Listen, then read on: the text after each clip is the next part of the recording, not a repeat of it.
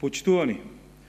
во пресред на зимата и најстудените месеци, граѓаните се исплашени од новиот ценовен шок кој ќе им го донесат сметките за струја. Се потврдија предвидувањето на СДСМ дека поскупувањето на струјата, извршено нетранспарентно во очи на илинденските празници, кога граѓаните или го празнуваа Илинден, или беа на годишен одмор, ќе биде многу поголемо од најавените 10%, односно дека укинувањето на дневната ефтина тарифа ќе предизвика дополнително зголемување на трошоците за електрична енергија. Уште тогаш се спротивставивме и предупредивме дека одлуките на регулаторна комисија ќе предизвикаат преголем товар за граѓаните соочени со сиромаштијата, а поради основните сомнежи за незаконитост, Хелсински комитет нив ги оспари пред Уставниот суд. Како и секогаш, власта остана глува на сите апели, а сметки се за најстудените месеци кои допрва ќе пристигнат, со сигурност ќе предизвикаат уште поголем шок. Регулаторна комисија за енергетика, која пратениците од ВМРО-ДПН ја спасија од интерпелација, води сметка само за енергетските монополи, без да води сметка за состојбата на граѓаните и нивната неможност да ги подмируваат вака зголемените сметки. Почитувани, последните поскапувања на електричната енергија се само последните епизоди од серијалот поскапувања кои оваа власт во континуитет ги остварува. Цената на електричната енергија е повеќе од дуплирана во изминативе 6 години, а цената на огревното дрво кое веќе го нема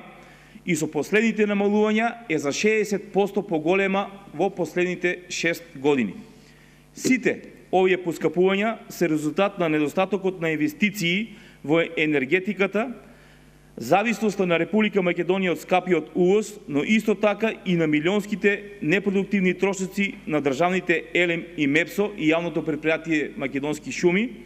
во безпредметни рекламни кампањи, фасади за нивните административни згради, како и целосно нејасни инвестиции. Дополнително, државните енергетски компании и јавното предпријатие Македонски шуми со сите своји подружници се оптоварени со огромен број партиски вработувања на стотици нестручни и непотребни кадри, трошоци за мебел и возила, како и милионски суми за други непродуктивни трошоци. Со цел да се запре дополнително влошување на основните услови за живот на граѓаните, СДСМ потврдува неколку основни барања: повлекување на августовските одлуки на регулаторна комисија и враќање на дневната тарифа на електричната енергија, владата да им наложи на државните ЕЛЕМ, МЕПСО и јавното предпријатие Македонски шуми да запрат со сите непродуктивни трошоци, да спроведат политика на заштити во своите компании и со тоа да обезбедат основа за намалување на цената на струјата и дрвото за огрев. Итно запирање со сите непродуктивни трошоци, како реклами, фасади и споменици, пренасочување на тие средства во инвестиции, во нови енергетски капацитети, гасификација, како и во производство на енергија од обновливи извори. Благодарам.